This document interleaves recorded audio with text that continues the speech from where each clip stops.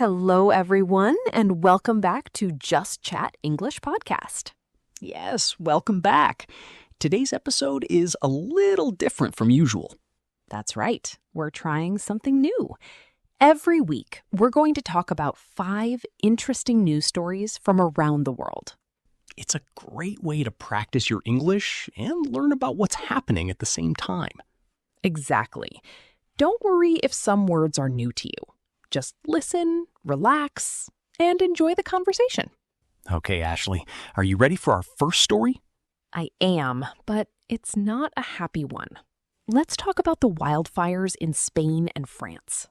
Yes, this has been a really difficult summer for both countries. The fires have burned an enormous area of land. In France, more than 160,000 hectares have burned so far. President Macron even said it's the worst situation the country has seen since the Second World War. Wow, that's a shocking comparison. And in Spain, it's just as bad, right? Yes. Tens of thousands of people had to leave their homes near Madrid because of the fires. Some of them were able to return later, but many lost everything. It's heartbreaking. I read that the smoke has even reached famous wine regions like Bordeaux, and winemakers are worried about their grapes. That's true, although experts say the grapes are still too hard right now to absorb the smoky taste. But if the fires continue, that could change. Honestly, I think this is another sign that summers in Europe are getting hotter and more dangerous. We need better plans for the future. I completely agree. It's not just one bad summer anymore. It's becoming a pattern. Okay, let's move to a much happier story now. This one is about something incredible in the water, not fire. Yes, I love this story. A Polish swimmer named Bartłomiej Kubkowski just became the first person in history to swim across the Baltic Sea. That's not a short swim either. He went from Sweden to Poland, about 160 kilometers in the open sea. And he did it in 56 hours, without sleeping and without touching the support boat that followed him. 56 hours in the water? I can't even imagine how tired his body must have felt. What I love most is why he did it. This was actually his 5th attempt, and he was also raising money for children with cancer. That makes it even more special. So it wasn't only about breaking a record, it was about helping others too. Exactly. In my opinion, that's what makes a story really inspiring. Not just the physical achievement, but the reason behind it. I agree completely. Stories like this remind us what people can do when they don't give up, even after failing 4 times before. All right, let's move to our third story. And this one is about a difficult situation in Spain again, but a different kind of story. Yes, this is about migration. Last week, there was a large wave of people crossing into Ceuta, which is a Spanish city in North Africa, near Morocco. Thousands of migrants crossed the border in just a few days. Since then, almost 70,000 people have returned to Morocco.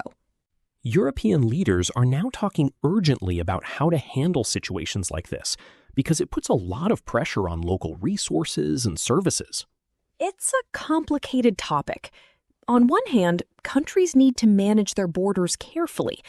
On the other hand, many of these people are leaving very hard situations at home. That's a fair point. I don't think there's an easy answer here. It really needs cooperation between many countries, not just one. Right. It's definitely not a problem that one country can solve alone. Okay, our next story takes us to a completely different topic: international politics between the U.S. and Iran. Yes. Over the weekend, the U.S. president decided to cancel planned military strikes against Iran in order to allow more time for peace talks. That actually sounds like good news in a way. Fewer strikes usually means less chance of the situation getting worse. I think so too. Diplomacy is always a better first choice than military action, if it's possible. Do you think the peace talks will actually succeed?